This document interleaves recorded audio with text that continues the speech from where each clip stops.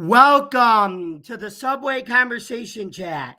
With the trade deadline ending yesterday and 32 trades being made, hopefully they will all help their respective teams make the playoffs. Hello, my name is Jamie Malloy, and I'm here to talk some Yankees Mets baseball with you all. But first, I'm going to bring on my co-host, Joe Dalio. So without any further ado, here's Joe. Hey, Joe, how's it going? All right. Good evening, Jamie. Good evening, everybody. It is going very well. How about yourself? I'm good. About you?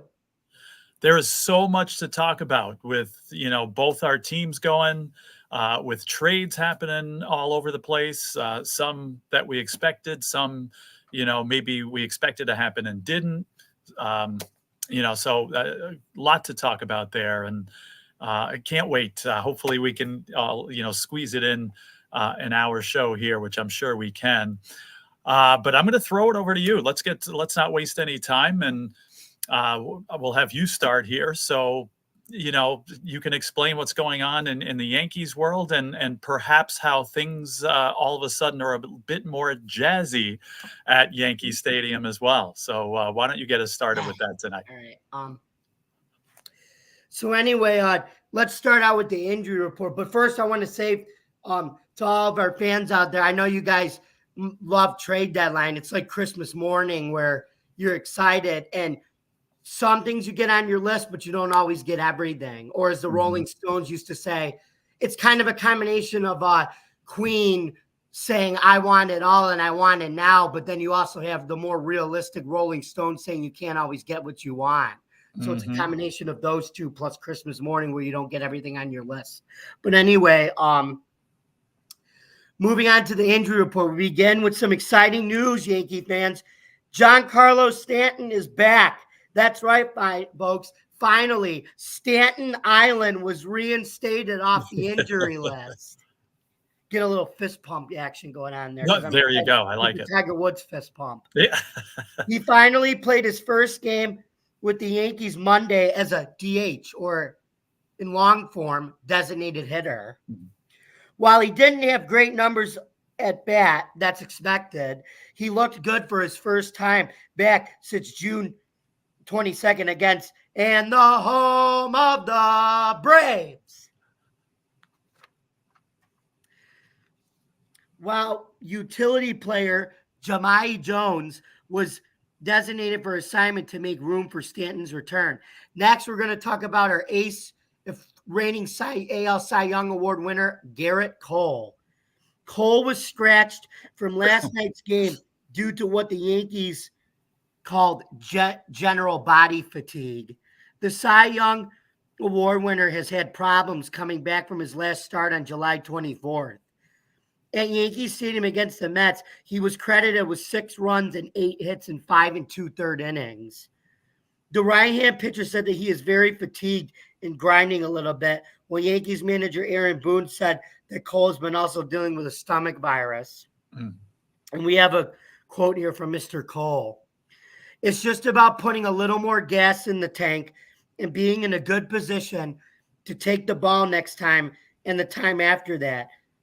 Or to take the ball time after time. Cole said before Tuesday's game at Citizens Bank Park, I really think that was the point of the decision. No tests are scheduled for Cole, who is planning on joining this weekend's rotation against the Blue Jays. So now let's turn it over to Joe for some Mets news.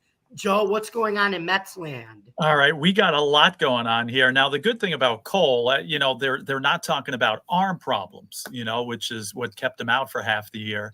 A stomach bug. I mean, you obviously want him in there as much as possible, but if it's a stomach bug and just fatigue and things like that, we're not dealing with arm problems there. So that's a good thing. So there's so much to talk about here as far as transactions and trades and injuries and things like that. So I wrote this down chronologically. So I think that's how I'm going to kind of handle it here. Now, we're going to go back to Friday because that's when it seems like things started happening here. Now, the Mets didn't do all their trading at the trade deadline, which was yesterday, the 30th. On Friday, the 26th, They got their first trade here, Ryan Stanek from Seattle. Yeah, and again, it kind of fits in, and the other guys that they got here kind of fit in with the types of players that they already have. But slight upgrades. Now he's got about a 4.9 ERA. He's pitched 40 innings, 37 hits, 45 strikeouts, though. And again, the Mets can use all the depth that they can in their not only starting rotation, but in the relief. Now, they lost some guys here. Somebody who was pitching quite well, Daniel Nunez, was placed on the 15-day IL with a forearm strain. No sign as to, when he might be coming back. Somebody that's been up and down, Adrian Hauser. Sometimes we joke that he pitches like Adrian Hauser. Sometimes he's pitched like Doogie Howser. More of the latter, and he was finally designated for assignment. Overall, an ERA of almost 6, a WHIP of 1.5. So, not getting it done, and he was designated for assignment, Mr. Hauser there. So was Shintaro Fujinami. Again, they had a little hope for him, and he was hurt, for a lot of the year, but he was designated actually to Syracuse as of yesterday. So he's with the AAA club now.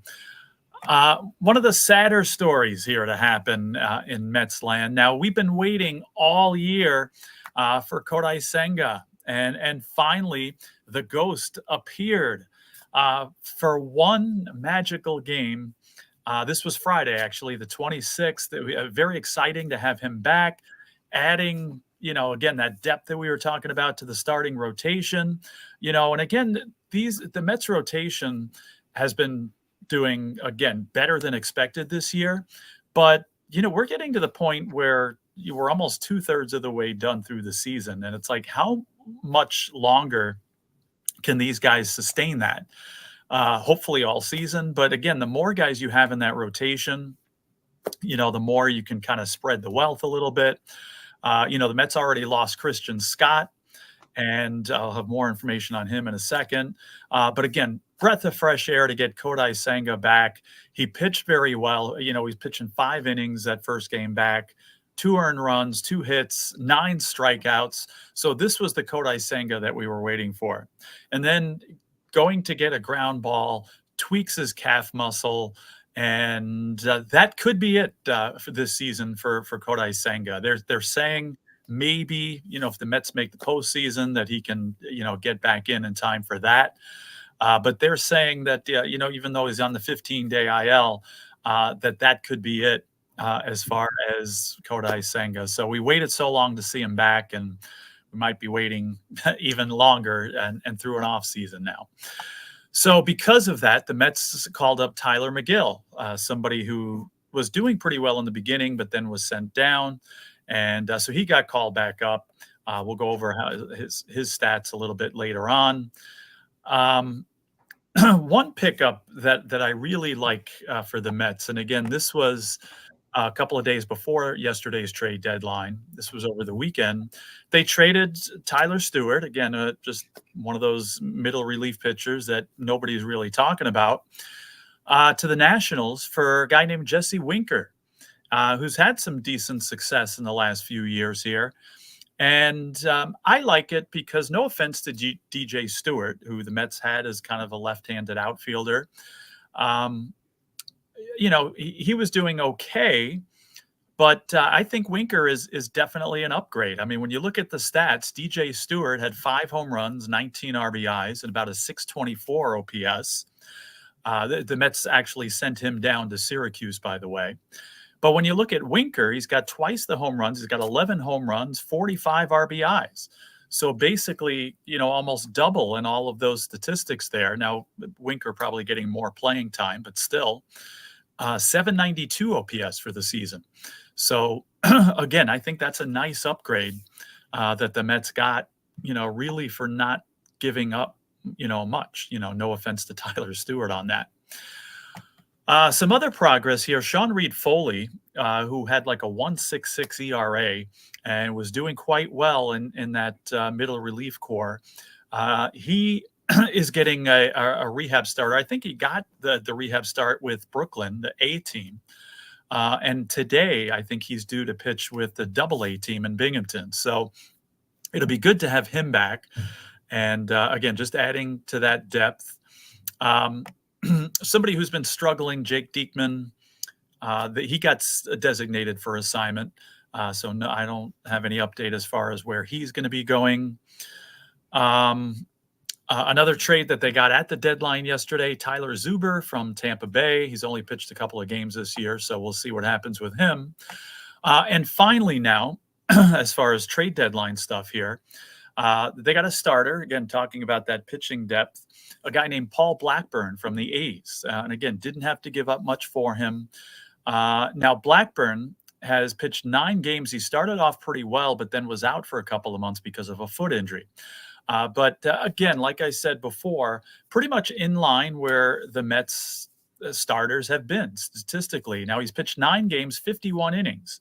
So that's an average of a little over 5.5 innings a game. And again, we're, kind of talking about these Mets starters and getting as much, as many innings out of them as possible. So again, getting about 5.5 with Blackburn here. He's given up 45 hits, 14 walks. So that's about a 1.16 whip. So that's not too bad there. So again, I've heard some rumblings about the Mets possibly going to like a 6-guy rotation here, which I don't think would be a bad idea. Just, to give these guys fewer innings, or to spread it out a little bit through the rest of the season here. But they can provide maximum innings, when they're in the games. So just some injury updates here. Now, nothing too major. Harrison Bader missed a couple of games with an ankle issue, but he's back in the lineup. Talked about Christian Scott. Now, you hear UCL strain, and of course, the first thing you think of is Tommy John. And kind of had my doubts as far as whether starting pitcher Christian Scott would be back. But they're still, and he was talking about it, and trainers talking about it, still hopeful to possibly avoid surgery. Right now, they're trying to treat his injury just with rest and rehab, and they're saying there's a chance that if they could, do this again without surgery, that he could be back and pitching later in the season, just to add to that starting pitching depth as well. Reed Garrett has been pitching well for the Mets in relief. He was cleared for a Syracuse rehab assignment, AAA team today. So we'll see how that goes. He could be back with the team.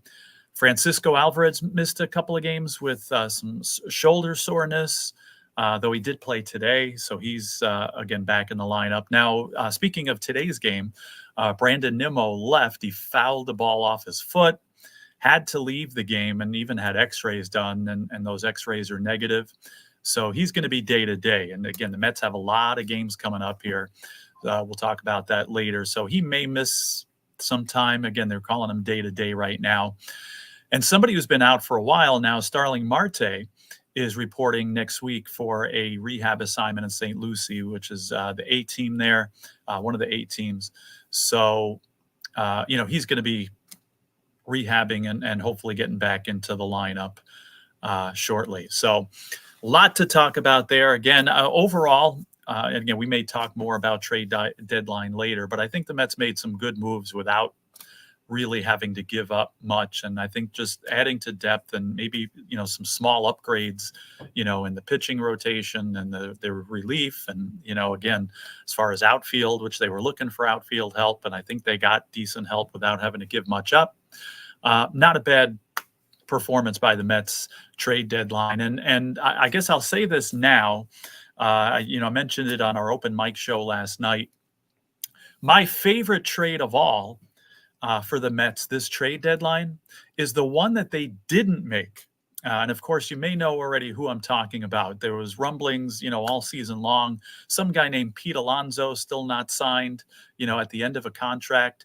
And, again, talk that, hey, Pete Alonso could be moved. Now, again, a lot of that talk had disappeared anyway, just because of how well the Mets have been playing, the fact that they're right in the thick of the playoff race. And, that talk of him being traded at the deadline and the Mets being sellers quickly dissipated as the Mets continue to win games here. So still, I am very happy, even though, again, Alonso, maybe a down year per his standards, is starting to heat up now, and I think can really make a difference for this team as they make that playoff push. So my favorite trade of all is the one they did not make, and Pete Alonso is still a New York Met as we speak here. So that's a lot of updates here to talk about here. And let's talk about what's been going on with the Yankees other than player transactions and some statistical stuff or whatever you want to talk about there, Jamie. I'm going to send it back to you.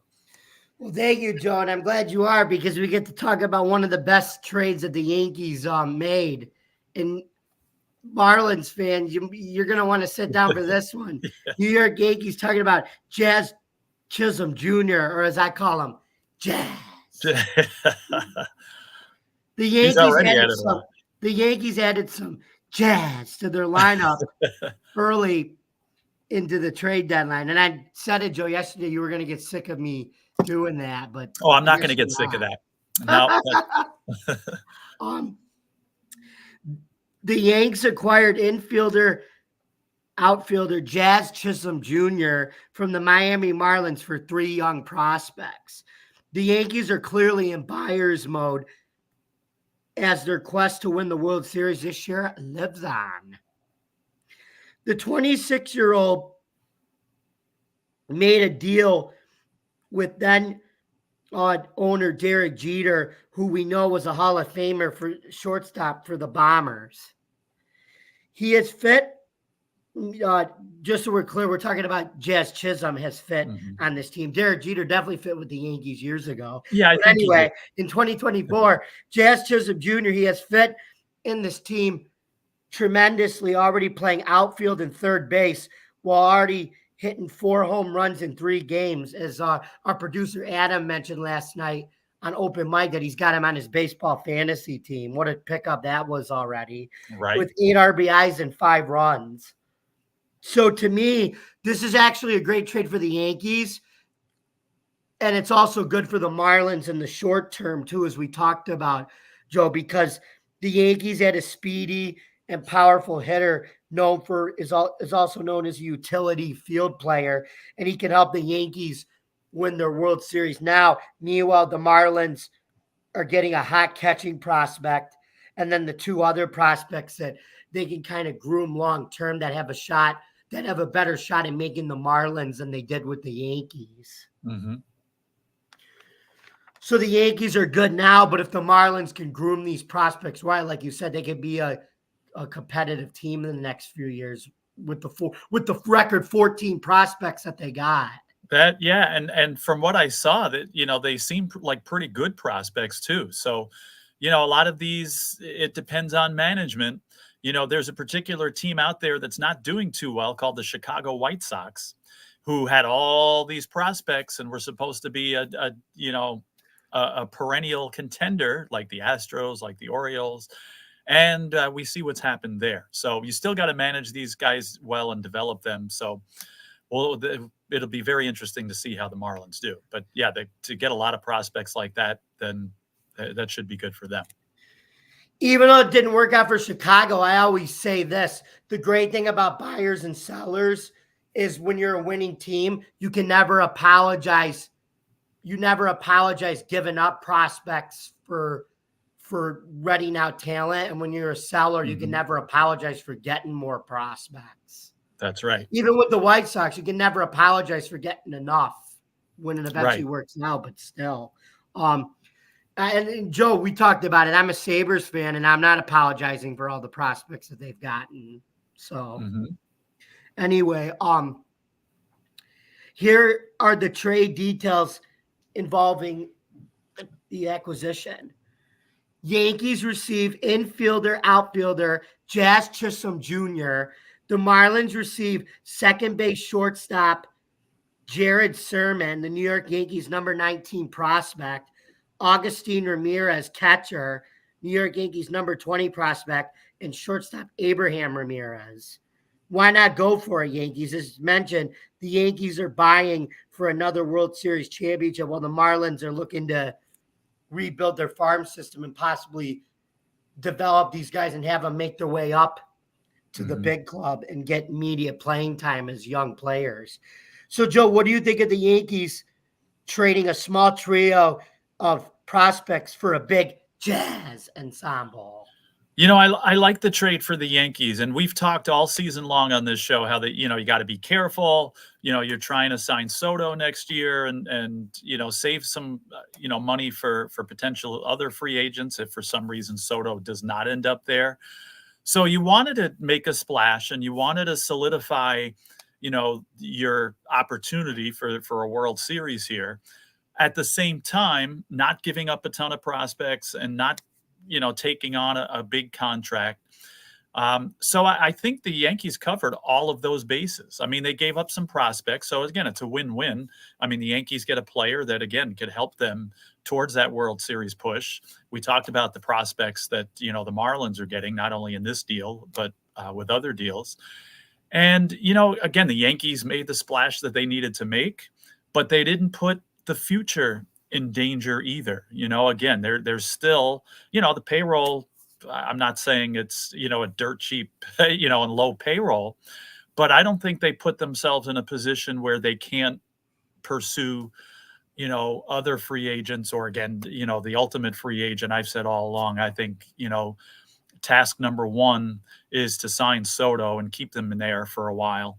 And they certainly, I don't think anyway, with this deal, jeopardized their chance to do that. So I think this covers everything they needed to do.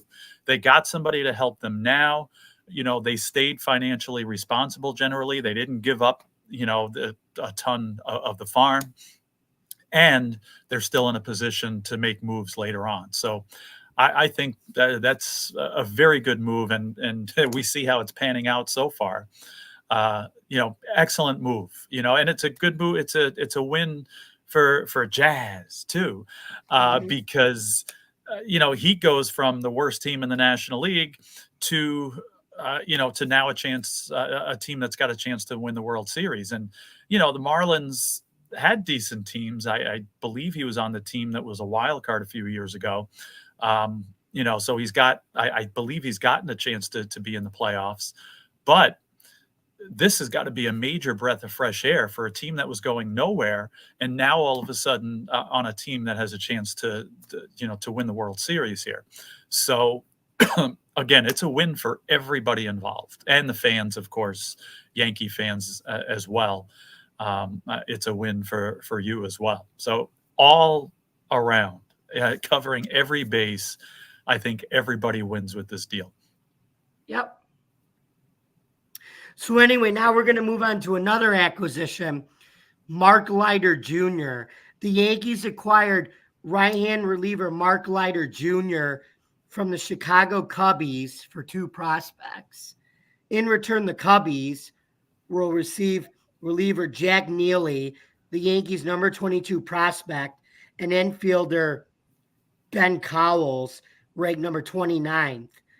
Leiter hopped from the Phillies to the Blue Jays before finding a calling card with the Cubs.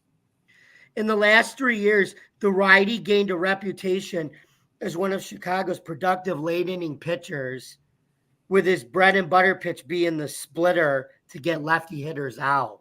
Mm-hmm. The 33-year-old is earning $1.5 million in arbitration with a 4.21 ERA and 33 strikeouts, along with 13 walks in 39 games. And if you're wondering, old-time Yankees fans, yes, Mark Leiter Jr. is the 3rd generation of the Leiter family to pitch for the Yankees. His uncle Al pitched for the Mets and Yankees, and his dad, Mark Sr., also pitched for the Yankees. Also, his little cousin, Jack Leiter, just made his MLB debut this year with the Texas Rangers. The trade works as the Yankees continue to buy at the deadline for a 2024 World Series title, while the Cubs sell for some top prospects from a championship organization. Joe, what do you think of the Yankees buying a reliever as another additional piece to win the World Series this year? And it happens to be somebody with the lighter bloodlines. Yeah, that's another excellent fit. You know, I didn't realize he was 33. I thought he was younger than that. But again, I was talking about the Mets and having pitching depth, and you can never have too much, and that's pretty much the same for all other teams in baseball too. And I think the Yankees got a pretty significant addition there. Again, it's nice that it's a lighter who's pitched in New York, and I've heard his father on some TV broadcasts. I don't know if Al is or not his father, but Al Leiter anyway. His I've heard uncle. his uncle. Yeah, I've heard him on some Yankee broadcasts before. I don't know if he's a regular on those or not, but so that's cool that he gets to watch him if that's the case. But again, I like this move. It's not a very expensive one, to my understanding.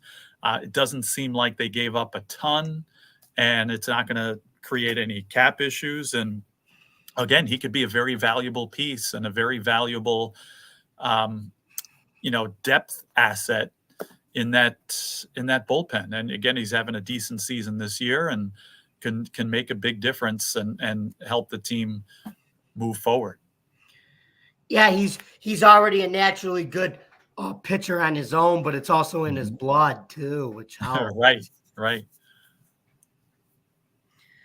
So anyway, the Yankees also added another reliever by trading for Emil De Los Santos from the Padres. Additionally, they purchased minor league right-hander Thomas Balboni Jr. in exchange for minor league outfielder Lowbridge. The right-hander is currently 4-1 in single A ball with a 4.46 ERA in 31 and a third innings pitch, which translates to 30 games. And he also boasts 60 strikeouts and a 1.41 whip.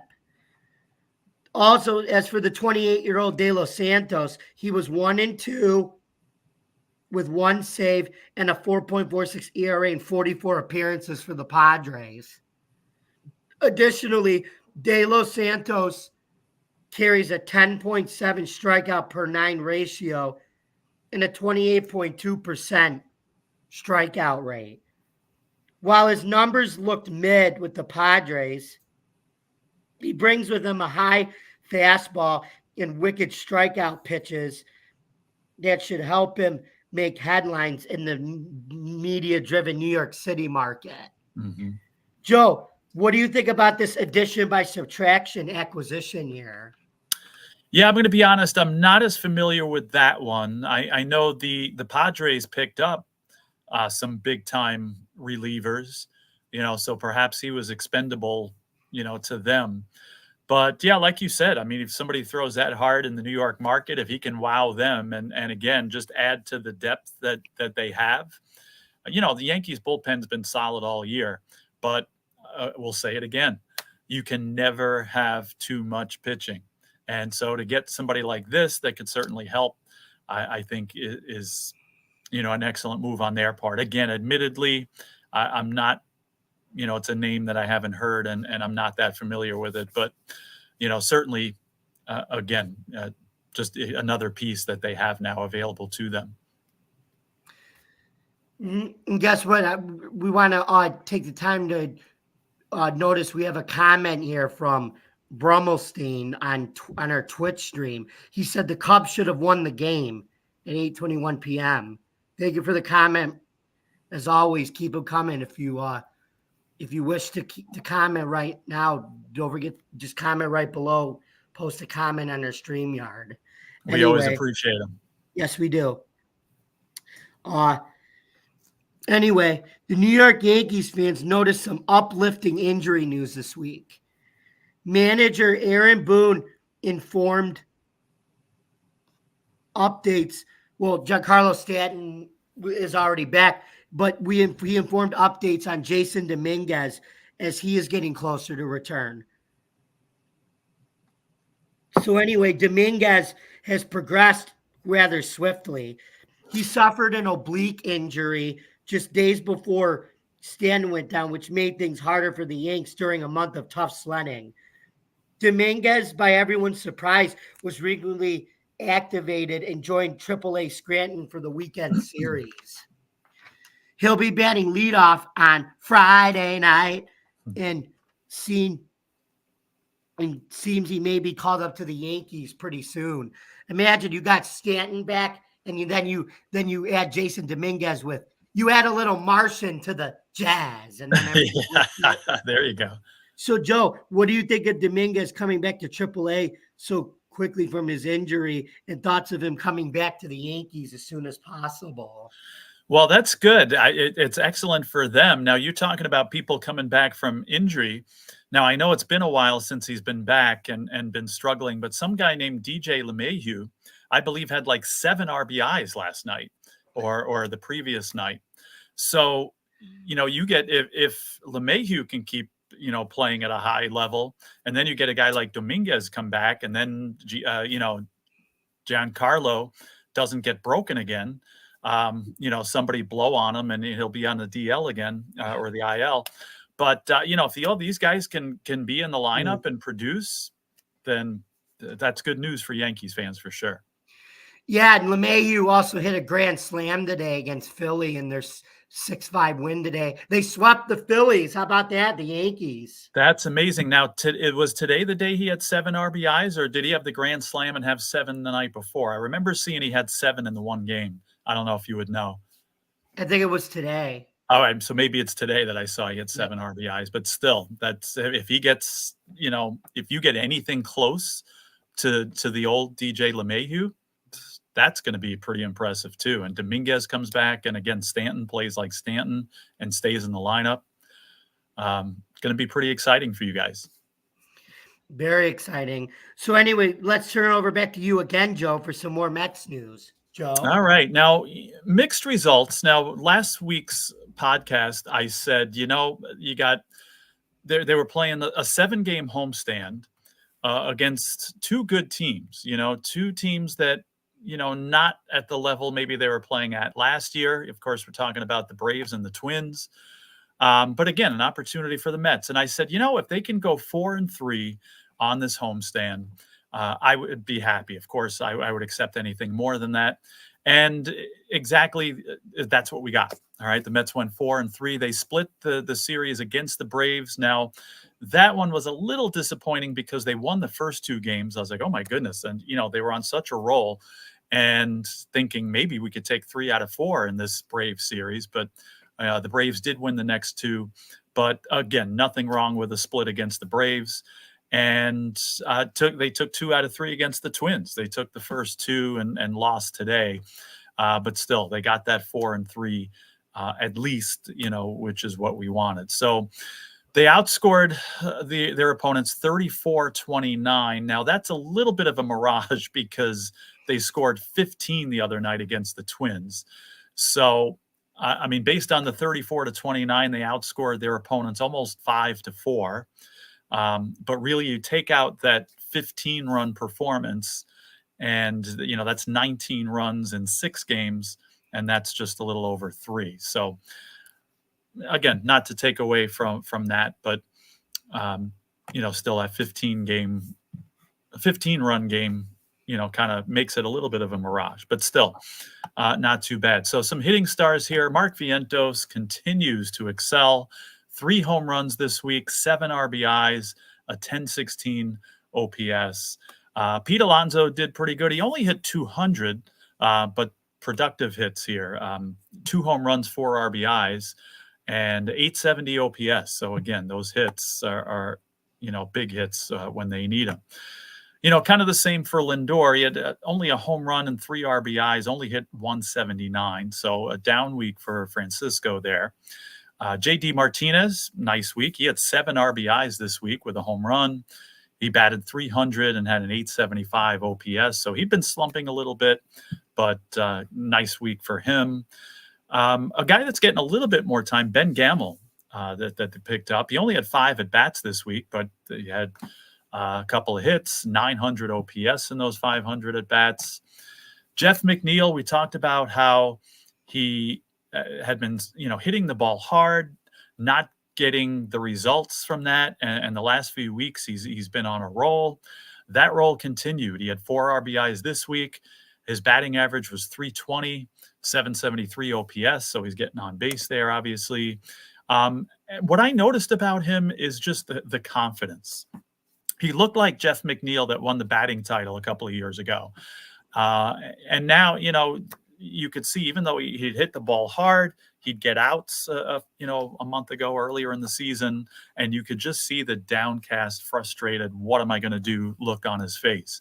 Now, even he's still hitting the ball hard, and they're still going for outs sometimes, but just, it's instead of the, downcast, clueless look, it's just like, oh my God, all right, I hit it hard.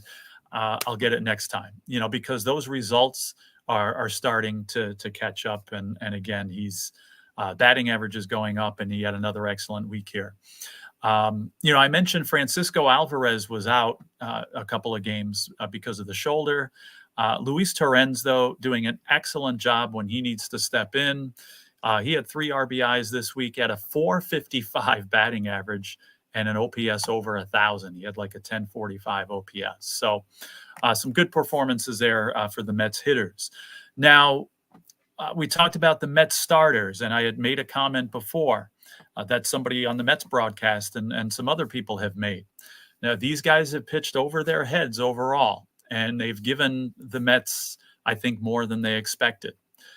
How long does that continue? And again, they're taking measures to get the most out of it. And again, by getting as many starters in there as they can. But I could see some of the wear and tear starting to show a little bit. Now, not Sean Manaea. He pitched yesterday. He pitched 7 innings, and I thought he could have gone 8. But he pitched 7 innings. He didn't give up a run. He only gave up 2 hits in that. And he had 11 strikeouts, so a season-high strikeouts there. He was just untouchable, and you could see the confidence growing as the day went on, as the game went on. Another quality start for Jose Quintana. He went 6. He only gave up a run, 5 hits in that performance. But now some rough starts from others. Now, David Peterson has been, again, off and on here. He did go 5 innings, but gave up 4 earned runs in those 5 innings, 4 hits.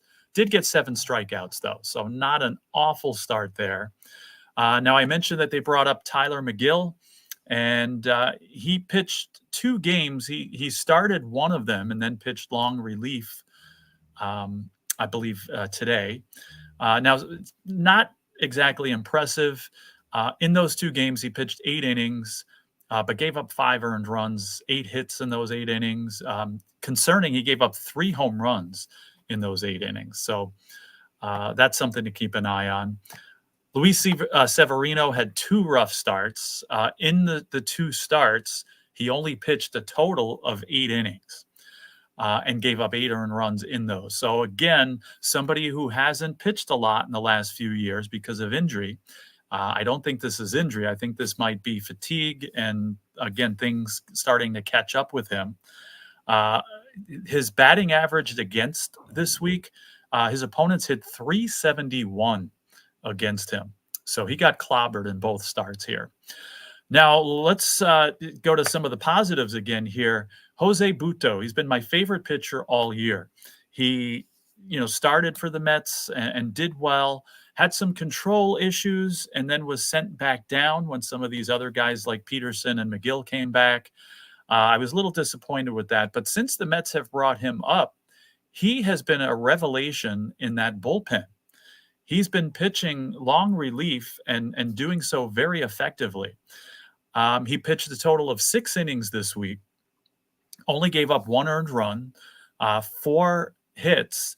Now, again, I said he had control issues. In those 6 innings, he gave up 1 walk. So that's a .83 whip between those hits and walks to innings pitched there.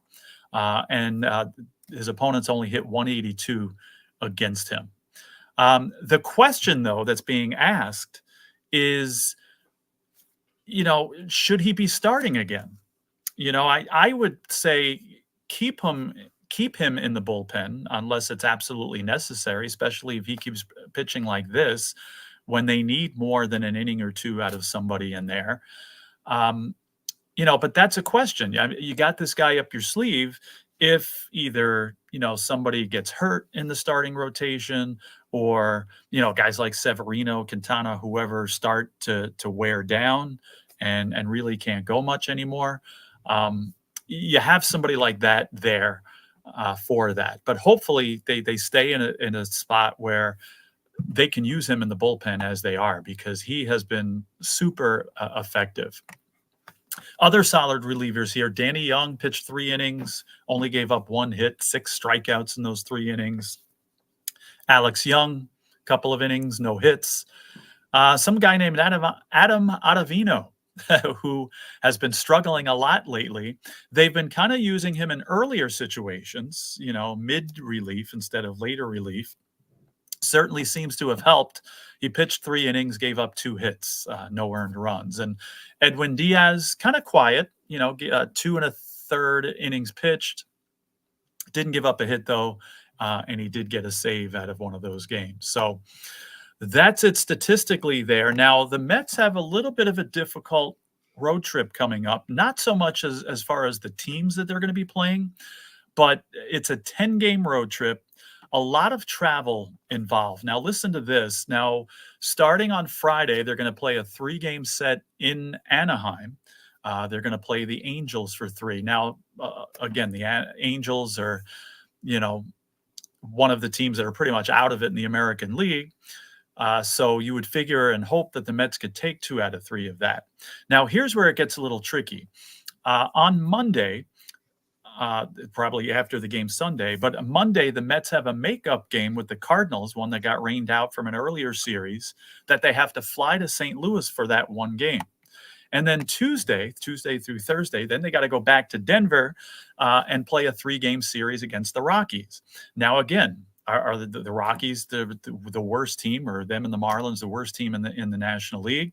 So again, it's the winnable games for the Mets. All right, but this could catch up with them. And then after the Colorado series, they play in Seattle for 3. Now, that's a different beast there. Seattle's still fighting for their division. They're a very good team at home as well. So, that could be difficult. So, we'll talk more about this next week because we'll be in the middle of the road trip. But, talking about it now, I hate to say 5-5 against those teams. I say the Mets, and again, the Mets are a good road team. So let's shoot for 6-4 on that road trip. I think you could, take 2 out of 3, at least 2 out of 3 against the Angels and the Rockies, and maybe either take 2 out of 3 in Seattle or win that game in St. Louis. So, let's go for a 6-4 record there. Certainly, though, it would not be the end of the world for the Mets to end up 5-5 on that road trip either. So we'll see what happens. Again, we'll be talking more about it next week because they'll still be smack in the middle of that trip. But again, a good week for the Mets. They went 4-3. That's exactly what we were looking for. They're still in the heart of the wild card race. I didn't check the standings. I forgot to do that. I think, if I'm not mistaken, there's still that 3rd team in. So, we'll keep an eye on that. And again, right in the thick of that race there. A lot of teams involved in that race, though, so they got to keep winning. But again, if you're a Mets fan and you're the Mets here, you're in a good spot. Yep. Thank you, Joe. And guess what? It is now that time in our show for a question of the week segment. Excuse me. So, Joe, would you like to give it a try? I would. Did I get last week's question right? I think I did. Not to Yes, toot you my did. own. All right.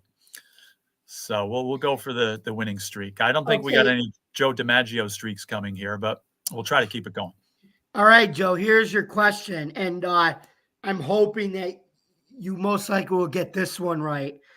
So anyway, what player in the MLB holds the record for the most career strikeouts? Is it Nolan Ryan, Deuce Gossage, Ron Guidry, Tom Glavine? Well, we're talking about my favorite pitcher probably of all time, or one of them anyway. I am going to go with Scott McGregor. No, with Nolan Ryan, of You course. got it. That's why I said I hope you got this one right, and you did. Congratulations, buddy. As soon as you It was said you would, Nolan Ryan with 5,714 strikeouts, and we all remember who was. I answered last night on the open mic that his 5,000th strikeout was against none other than Ricky Henderson. that was a great question for people that saw that. I didn't have an idea. I jokingly said Robin Ventura, but that he's famous for another reason against Nolan Ryan. But as soon as you said I should know this, I got a little nervous there. It's like, oh my God, I should know this. And if I screw it up, then that won't look too good. But yeah, Nolan Ryan is probably my favorite pitcher. Just somebody that could throw a no-hitter anytime he went out there. I did get to watch, I think, two of his no-hitters that I did see live, on TV anyway, but live when they were happening. So, definitely good question, and glad I got it right.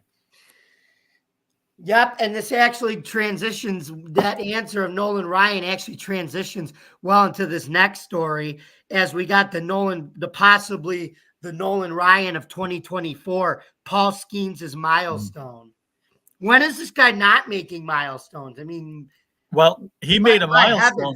This guy's probably the greatest pitcher that you couldn't even probably create him in a lab. He's so good. You could create him in a lab. Probably. You know how good he is. Now, I don't know if it was this week or the end of last week. Since we talked, I'm not sure. But, I mean, when did he start pitching with the Pirates? Like in the middle of May? Yeah, and he was drafted number 1 in 2023. And here we are, and that's impressive enough, the fact that he was just drafted a year ago, and, he's already, pitching. He's starting an all-star game. But he just lost his first game 2 months, 2.5 months after, he got going here. And he didn't lose that game because he pitched poorly. Certainly, I think he only gave up a couple of runs. What did he lose the game, like 2-1 or something? And oh my God, God forbid, he only had like 6 strikeouts in that game. Shame on him, right? But and then I think he went out on another start and he ended up winning that one again. So that was a shock when you got a guy like this, that it's like, oh my God, Paul Skeens actually lost. And it certainly wasn't his fault. Again, he pitched a very good game again. It was probably his worst game, giving up 2 runs and only getting 6 strikeouts. And, after all he's done. So go ahead. I'm sorry. I'm going to let you continue, but just he never fails to impress.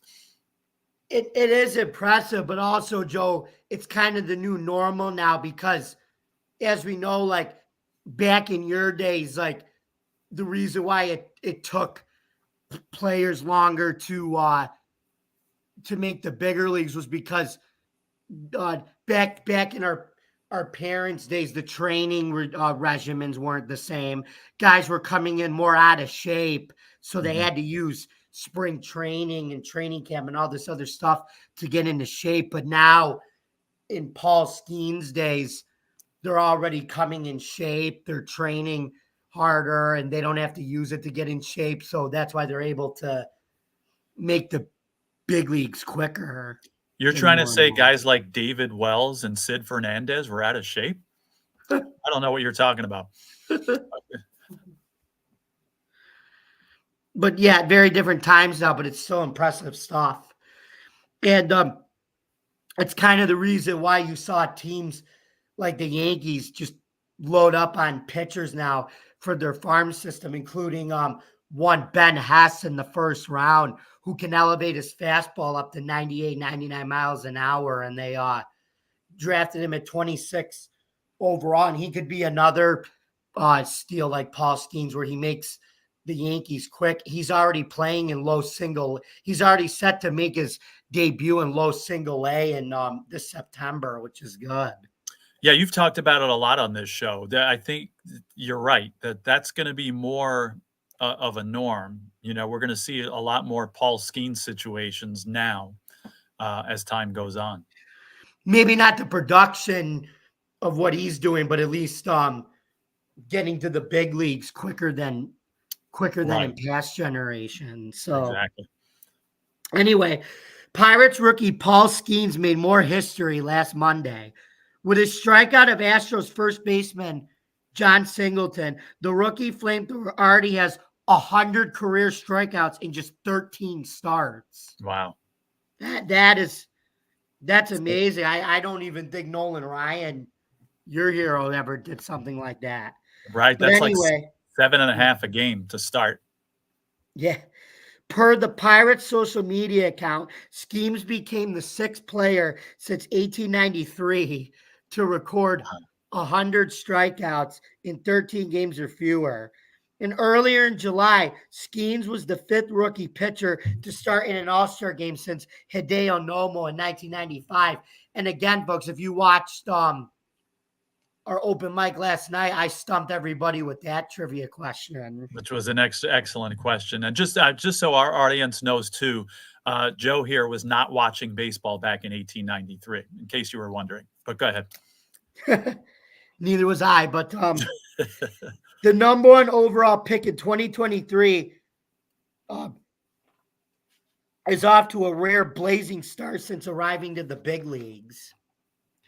Baseball analyst Sarah Langs said after his last start against the Cardinals on July 23rd that Skeens was the first pitcher since at least 1901 to fan 7 hitters in 11 of his first 12 outings. Joe, what do you think of Skeens getting to 100 career strikeouts this quickly? Yeah, it's like we talked about. Now, I'd be curious, and I'm going to have to look into this. I don't have the stats available now, of where guys like Nolan Ryan and even somebody like Dwight Gooden and people like that who, were basically, were strikeout kings, basically. I'd be very curious to compare where they were. Now, you're saying at 13 games? Yeah. Yeah.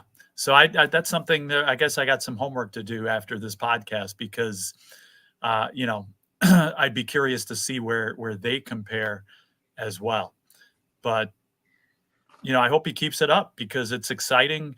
I mean, look at it. He's just, besides all he's accomplished there, don't you think, and again, we're outsiders here and, our producers from Pittsburgh and you got some fans there. It just seems like he's changed the vibe of the whole team. And this team thinks that they can win now, right? They're only a game or so out of the wild card, or within a couple of games anyway. And all of a sudden, this is a team that was, again, they're years away. They're not thinking that anymore. And you could see the confidence growing with the Pirates.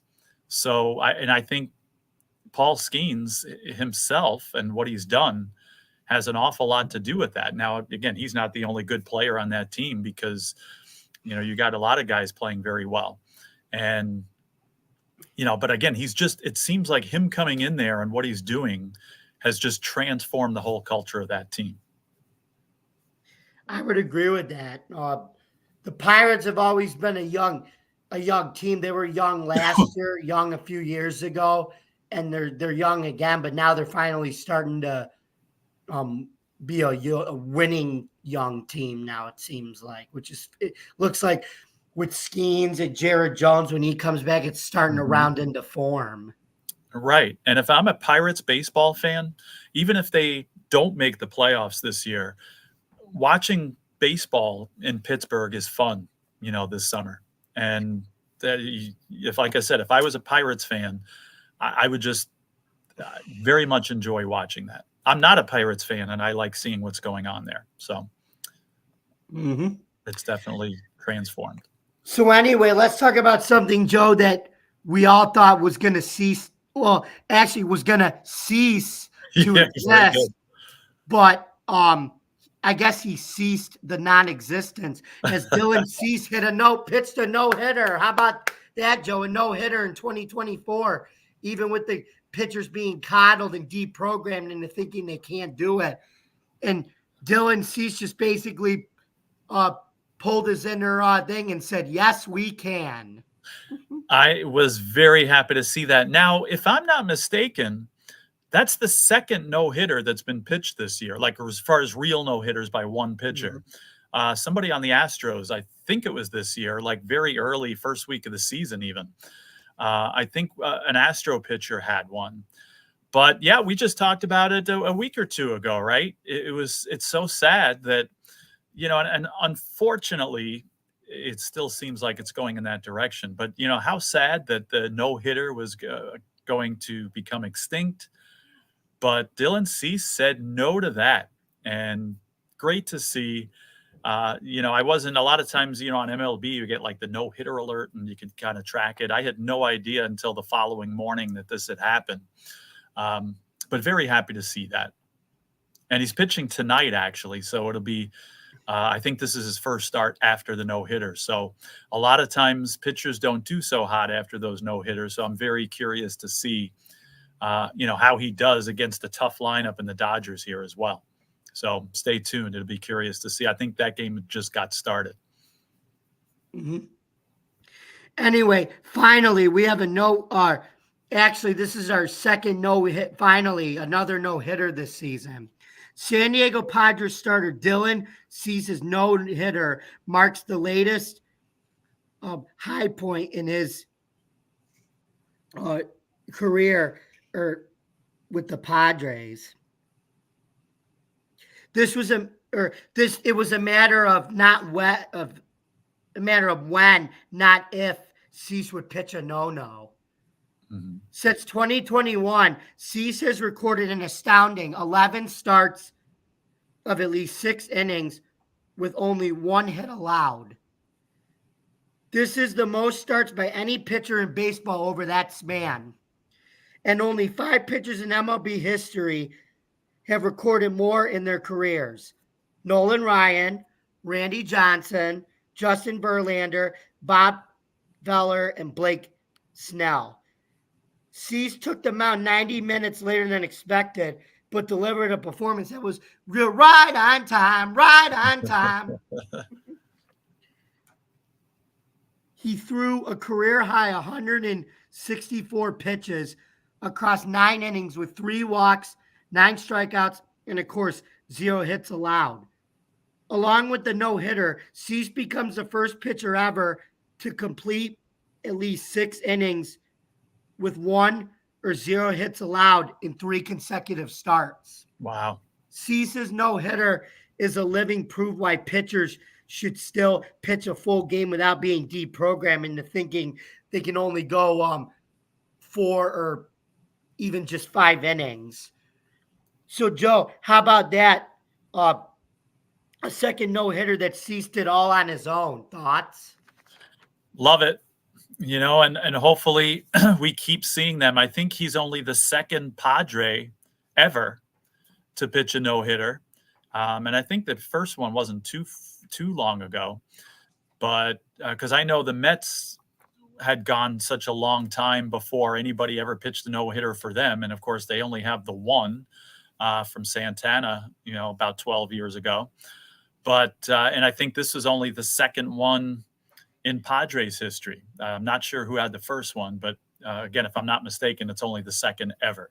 So, and again, nice that, in a year that starting pitchers don't go for very long, the fact that it is 2024 and this is the second no-hitter as far as real no-hitter. I don't count those team no-hitters, but the second real, no-hitter by a single pitcher.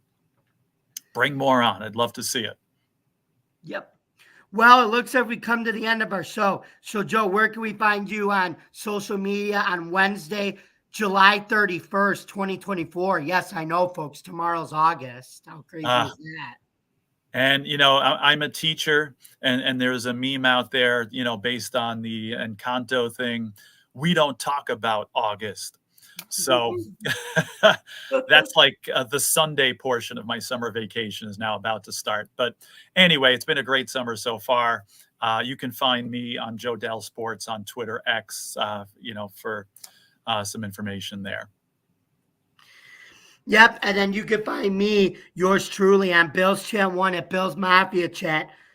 And also at Jamie Malloy, the unbiased journalist, at DJ Dog Tags and theforkball.com, where I write about all sports, You guys can also find me on Driving to the Top Productions every Tuesday night at 9:00 p.m. where we do an open mic episode. We did one last night, so go check that out. And you can also follow me every Wednesday night with me and Joe. Follow both of us on Driving to the Top Productions with the Subway Conversation Chat. Thank you guys very much for listening. Don't forget to like, comment, hit that subscribe button, ring the notification bell for more. We appreciate the comment we got tonight. Keep them coming, guys. And for more information on where you can listen to all of our shows, you can listen to them on our YouTube page, our Twitch stream, our Facebook page, or wherever you get your podcasts.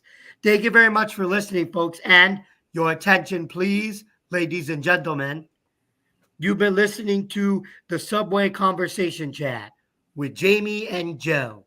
See you next week, folks. Have a great week, everybody.